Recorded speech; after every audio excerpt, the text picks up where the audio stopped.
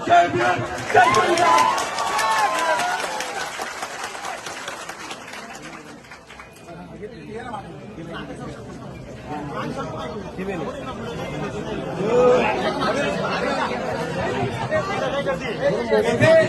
उपस्थित सर्व विद्यार्थ्यांना माझा जय भीम, जय आदिवासी, जय बिरसा, फुल गुलाम जिंदाबाद, फुल जोहार।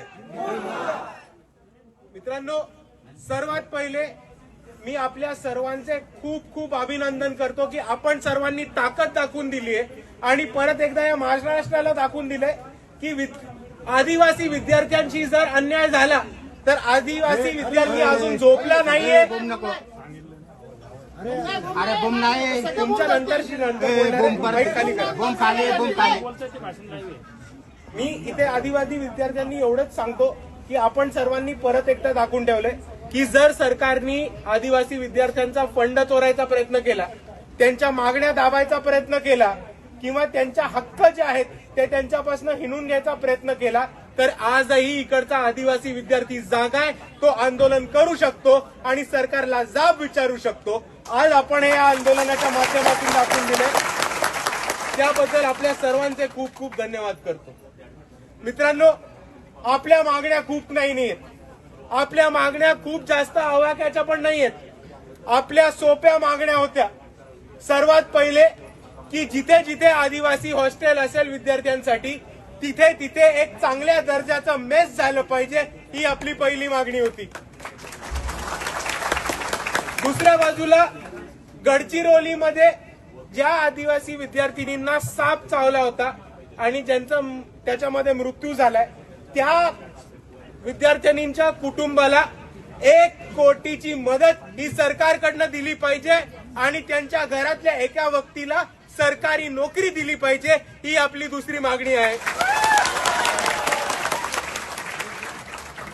तिसरी मागणी आहे की आदिवासी कोट्यामध्ये आदिवासींचं सर्टिफिकेट वापरून जे भामटे घुसखोर फिरलेत त्यांचा सर्टिफिकेट रद्द करा आणि आदिवासींचं आरक्षण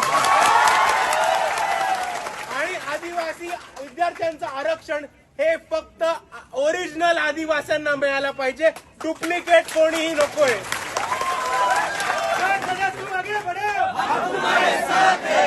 आपली चौथी मागणी ह्याच्यामध्ये हे आहे की आज इकडच्या सरकारने एक महत्वाचा मुद्दा मांडलाय की विद्यार्थी जे आदिवासी विद्यार्थी जे सरकारच्या वसतिगृहामध्ये राहतात, हॉस्टेल्समध्ये राहतात, त्यांना आंदोलन करण्याचा कोणता अधिकार नाहीये। सर्वात पहिले जे सरकार म्हणतं की यांना अधिकार करण्याचा कोणताही अधिकार नाहीये त्या सरकारचा आम्ही धिक्कार करतो आणि त्यांना हेच सांगून ठेवतो की आज इकडे मुख्यमंत्र्यांना आमची बाजू मांडायला लागते, मुख्यमंत्र्यांना आमच्याबद्दल बोलायला लागतंय, उईके मंत्री जे आहेत त्यांना मुख्यमंत्र्यांना आपला इश्यू घेऊन जायला लागतोय, कारण आज विद्यार्थ्यांनी आंदोलनाची भूमिका घेतलेली आहे। आणि आपण दिल्लीमध्ये दाखवलंय, नेपाळमध्ये दाखवलंय, झारखंडमध्ये दाखवलंय की जेव्हा इकडचा विद्यार्थी आंदोलनावरती उठतो तेव्हा सरकारला त्यांच्याशी बसायला लागतं, बोलायला लागतं आणि आपल्या मागण्या ऐकायला लागतात। म्हणून जेव्हा सरकार सांगतं की कोणत्याही वसतिगृहातला राहणारा विद्यार्थी आंदोलन करणार नाही, आपण त्या सरकारचा GR उडून लावू आणि आपण इकडेच आंदोलन करू।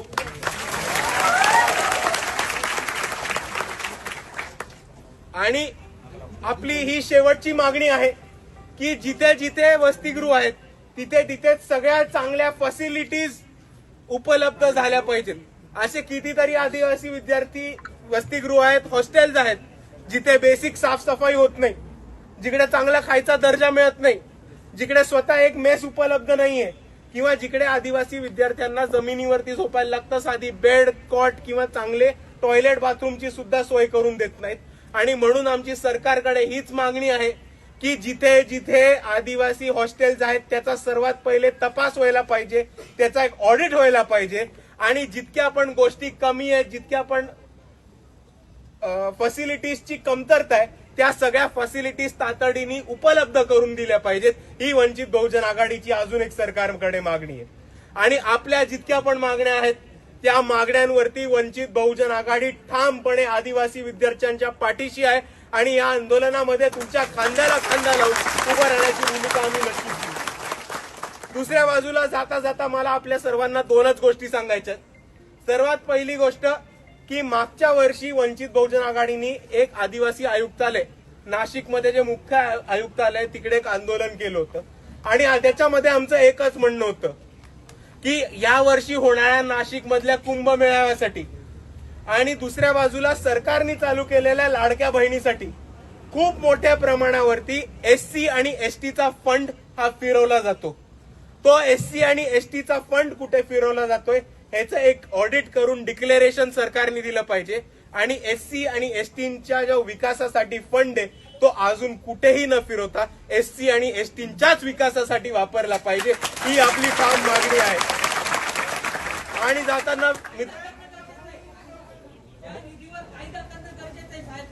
ही सुद्धा आपण मागणी घेऊन जाऊ की एससी आणि एसटीचा फंड हा पुढच्या भविष्यात फिरवला जाणार नाही याच्यावरती सरकारकडनं तातडीने कायदा केला पाहिजे. हे सुद्धा आम्ही मान्य करतो.